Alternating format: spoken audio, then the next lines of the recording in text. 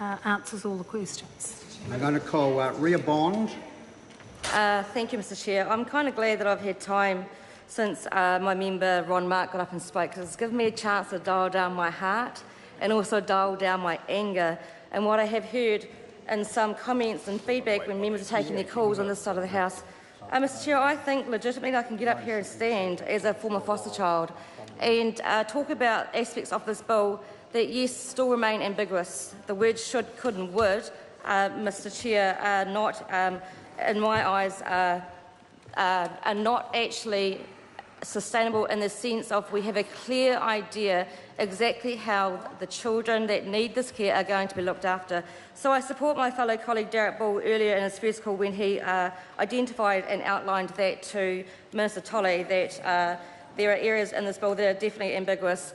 Probably what I want to say, which dialed my heart up actually, is talking about children, putting children first, and having the iwi, the whānau and the hapu being the first choice of preference that those children go back to. And what in this time that this bill was first read in the House, I was lucky enough to go along to the Māori Women's Council and talk about actually this very concept. And with the short time I got to speak to him, I explained about the fact that yes, I am a former childcare person that lived in state care. From the age of 3, I was put into foster homes. The reason why I was put into foster homes is that the level of violence in my family was shocking. It was shocking. I don't think any member in this House would know what it's like to hide in your mother's closet while you hear her being punched like a punching bag, get up in the morning and find her teeth. It's not an assumption, it happened.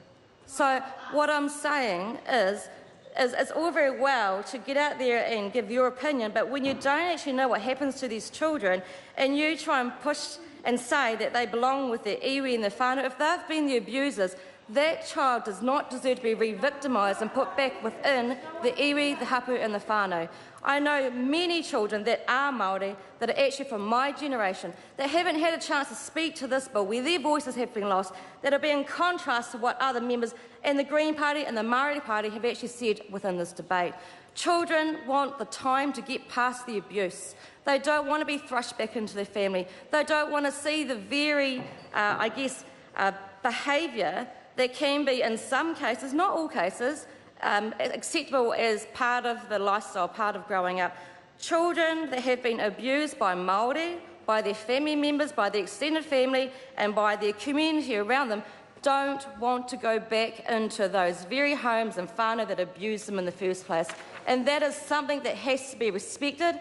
It is something that I don't think many people can actually get up and talk to. Mr Chair, this bill says, it's not an assumption, everything you've tried to pull comes back to the fact that if they don't go back to iwi, this bill's racist. Well, that's rubbish. That's absolutely rubbish. They're your words. They're your words when you're reading in the House. They're your words. So what I'm saying is this, Mr Chair, it's all very well for actually some members in the House to criticise that children should not go to non-iwi families. Well, actually, I beg to differ. Children need the right to be heard. They need the right to make sure that they can decide and work with adults, that they have the choice to go within a safe home. Now, I've had non-Māori foster care parents, and I really enjoyed the upbringing that they gave me for the very short time that I had. And I value that, and I treasure it. It's just a shame that I cannot find them today to thank them for taking care of me when my family, my immediate hapu, my uncles, my aunties did not have the skills to look after me. I wasn't ready to go back into the punching ring and see what was going on. Yes, I'm a third-generation child of the system that still sees that happen today, and that is what's wrong. That is what's wrong. When this actual Act came into place in 1989, I remembered it vividly. I remembered it because it was pioneered as being the very Act that was going to help children like me that I was just coming out of that foster care system. Now, I didn't rely on my family. I couldn't. They weren't able to do anything that I needed in order to prosper, to connect back with my tikanga. I'm in my, I won't say my age, 6 years ago I went back to my marae.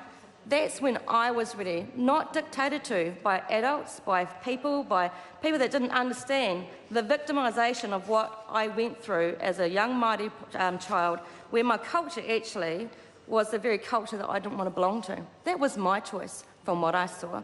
I think it's really important that it's established that just because you're Māori, doesn't mean that you have to be placed back within your iwi, because that's not right, Minister Tolley, it's not right, Mr Chair.